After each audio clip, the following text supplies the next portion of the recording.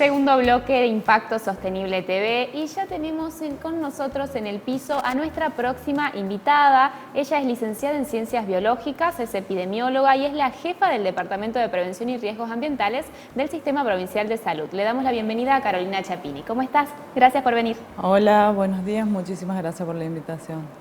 Muchas gracias, Carolina, por estar acá. Carolina, ¿podrías contarnos cuál es la situación del dengue en la provincia y cómo afecta este caso conocido recientemente, autóctono en la ciudad de Concepción?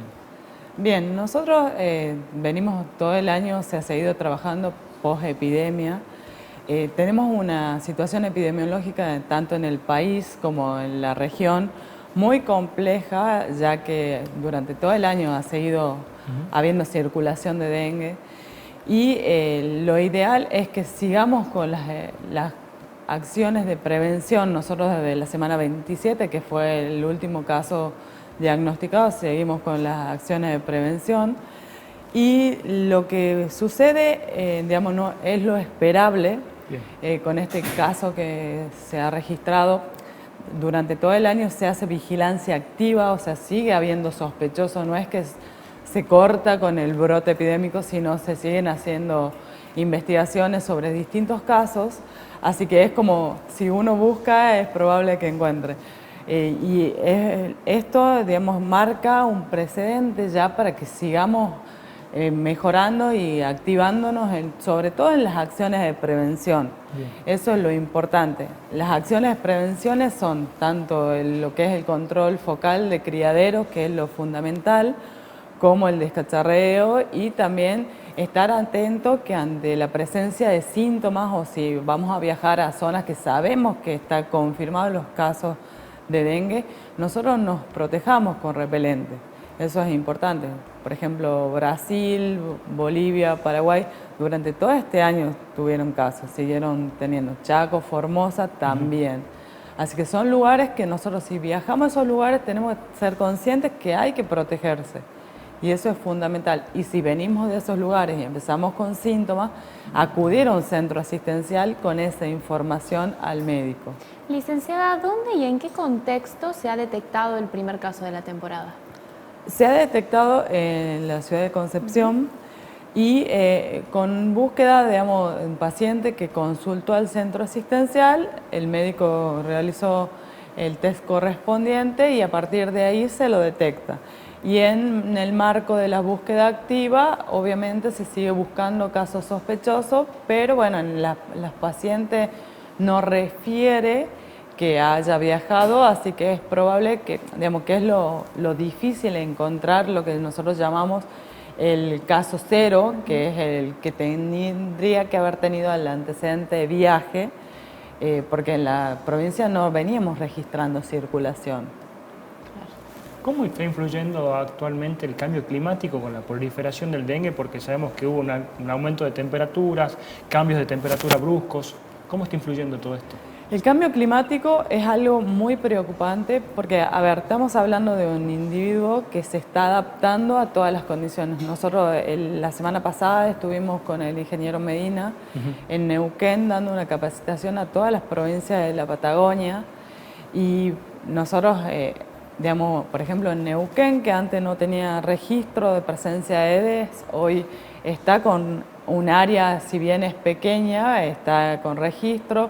La Pampa tuvo una epidemia de más de 1000 casos el año pasado, en la epidemia que pasó, que tampoco registraba el vector, pero no había tenido casos autóctonos, el año pasado sí. Y todo lo que son las provincias del sur ya están empezando a activarse en lo que es la búsqueda del vector, porque realmente ellos mismos muestran que ha habido una variable importante en lo que es las temperaturas que antes no se registraban y hoy sí. Es muy importante entender que el mosquito se va adaptando y nosotros tenemos que como incomodarlo en los hogares y que no darle la facilidad para su reproducción, sobre todo, que es eliminar los recipientes. Por eso insistimos, 3 de los 4 estadios que tiene el mosquito, 3 se dan asociados a un recipiente con agua. Así que es más fácil dar vuelta a un recipiente que hacer otras acciones con el adulto ya. Muchas veces vemos que se fumiga mucho. ¿Eso sirve? ¿La fumigación cómo influye en este brote epidemiológico? La fumigación no es una acción de prevención y eso Bien. tenemos que tener nosotros conciencia y la población también, porque muchas veces la población es la que exige a los representantes que se realice la fumigación y no es una acción de prevención. Nosotros, ¿cuándo sí tenemos que hacer una fumigación o una aplicación de químico? Cuando tenemos un caso sospechoso o un caso positivo. ¿Por qué? Porque ahí nosotros tenemos que, el mosquito cuando nace, no nace con la enfermedad. Por lo tanto, no es, no es algo malo o nocivo para la vida cotidiana. Cuando el mosquito pasa a ser complejo para la vida de nosotros, cuando el mosquito está infectado y necesitamos una persona que esté enferma para que ese mosquito también se enferme. Ahí se aplicamos químicos para tratar de mitigar o bajar la población de estos mosquitos que están enfermos. Así que la acción de fumigación es solamente recomendada cuando hay casos sospechosos o casos positivos. ¿Cuál es la diferencia entre el dengue, la Aedes aegypti y los otros mosquitos comunes? Hay muchas diferencias biológicas. Bien. Lo que son, cómo va, digamos, todos los dípteros tienen esa característica que se van a desarrollar en 4 estadios. Pero la forma, por ejemplo, de colocación de los huevos, Aedes aegypti los coloca en las paredes y por encima del agua. Y tenemos, por ejemplo, el Culex, que ya que es el mosquito común que nosotros tenemos en la casa, que es el zumbidito. Bueno, ese mosquito común lo pone a los huevos en forma de balsa, digamos, todos pegaditos, sobre el agua. Y, por ejemplo, tenemos otro mosquito que también es Anófeles, que son otras especies, que también, si bien tienen una estructura que va a flotar en el agua, pero están como separados, pero también es sobre el agua. A diferencia de Aedes, nosotros con las otras 2 especies, Culex y Anófeles, eliminamos el agua y podemos eliminar los huevos. En cambio, Aedes no, porque queda pegado el huevo en los recipientes. Si nosotros no hacemos una acción mecánica de cepillar el recipiente, el huevo puede perdurar hasta 1 año en ese mismo recipiente esperando que se den las condiciones para que emerja posteriormente. Eso es muy importante porque es un dato que muchas veces no se lo da, entonces para la gente que nos está mirando, además de dar vuelta a los recipientes, es poder lavarlos como corresponde. Exactamente, si no los podemos eliminar, porque por ahí es un recipiente que lo utilizamos habitualmente, es necesario limpiarlo. Y también el tema de las canaletas, el tema de los desagües, todas esas son acciones mecánicas que tenemos que hacer habitualmente, tiene que ser un hábito y sobre todo posterior a las lluvias, sí o sí. Tenemos que hacerlo como algo cotidiano. ¿Cuáles son los desafíos más grandes que se encuentran frente a los controles que vienen haciendo en diferentes barrios y puntos de la provincia de Tucumán?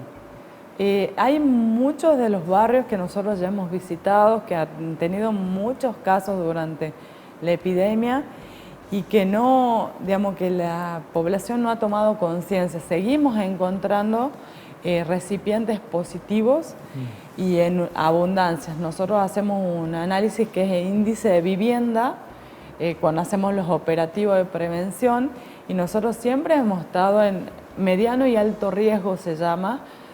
¿Por qué? Porque tenemos recipientes positivos en las casas que logramos ingresar.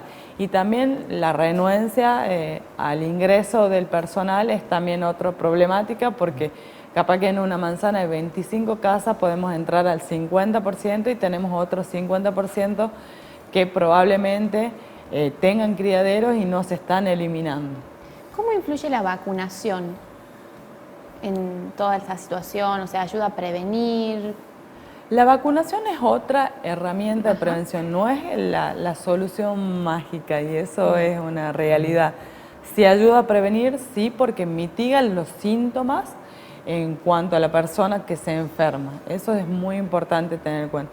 Pero Aedes aegypti no es tan solo transmisor de dengue, también transmite chikungunya y Zika y fiebre amarilla. Por suerte, fiebre amarilla estamos muy lejos, pero por ejemplo, chikungunya ya hemos tenido casos en Argentina, Zika también.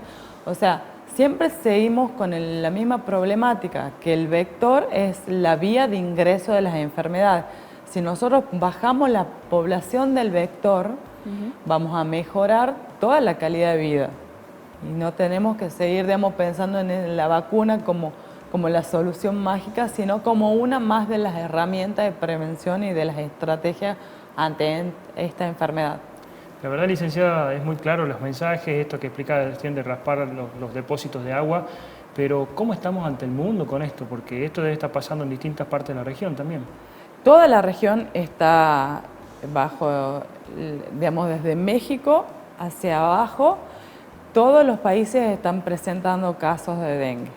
O sea, y todos están, digamos, todo va variando, digamos, sí va aumentando, pero durante toda Latinoamérica todo el año ha tenido presencia de casos.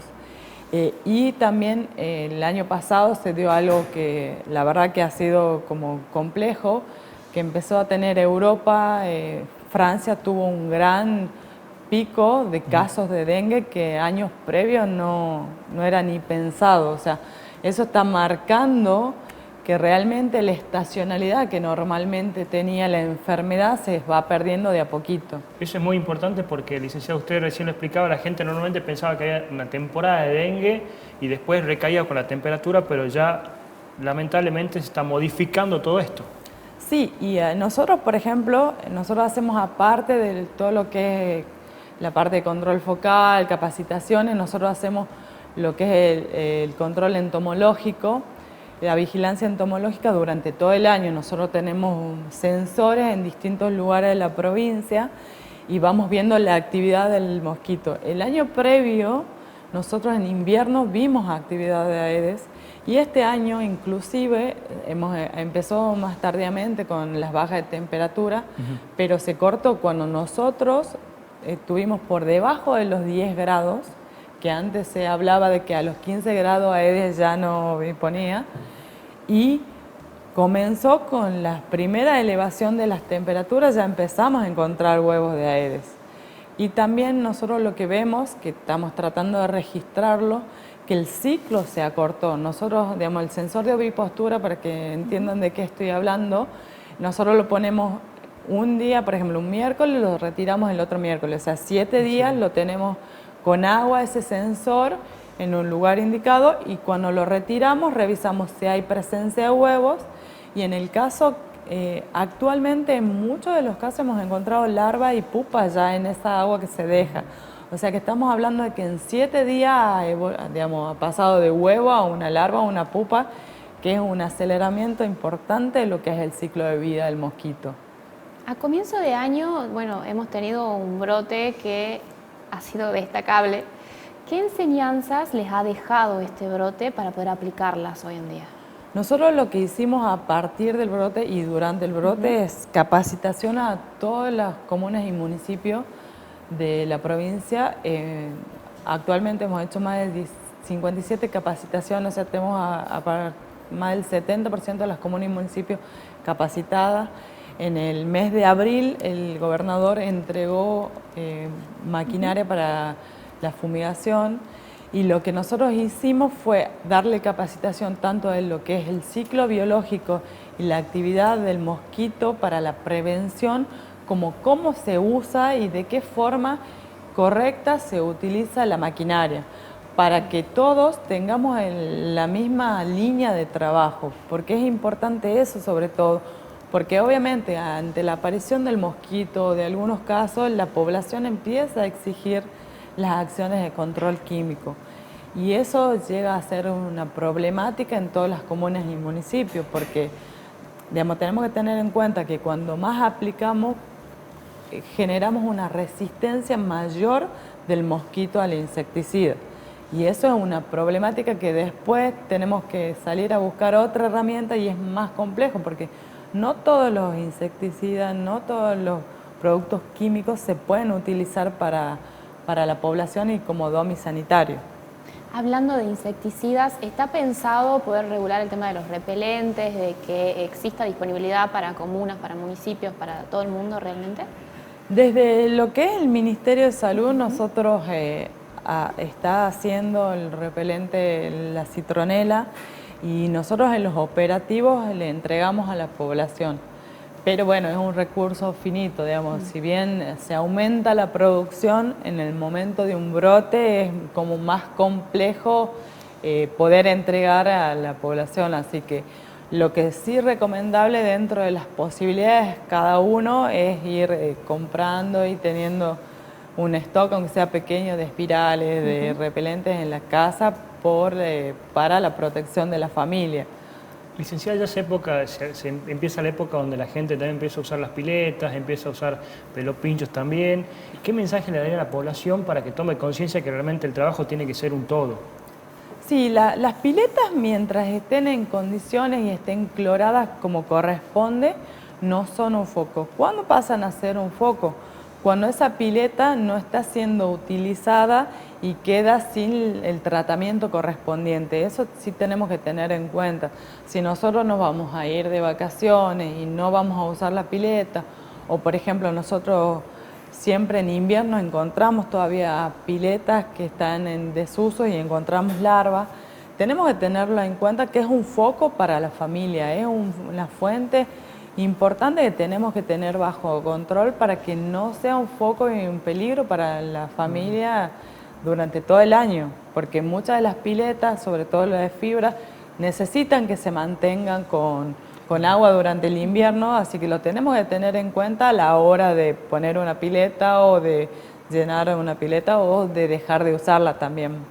Tal cual, y ser consciente de que cada acción individual cuenta también en esta lucha. Sí, por supuesto, este es un problema de todos y que todos podemos aportar a la solución. Porque nosotros podemos hacer una intervención, la comuna, el municipio, puede hacer una intervención de hacer un control focal, pero es una cuestión que tenemos que mantenerlo a diario. Tiene que ser, digamos, posterior a una lluvia, tenemos que ir y revisar los fondos. Por ejemplo, también los recipientes que tenemos dentro de casa, si nos gustan las plantas acuáticas, también por ahí son unos focos, o por ejemplo los escurridores, nosotros hemos encontrado larvas en escurridores de cubiertos, o sea, son focos que uno no se imagina y que el mosquito se está adaptando al recipiente que encuentra para desarrollarse. Y el ciclo se está cortando, así que, digamos, capaz que en una semana no revisamos y ya tenemos un criadero en casa.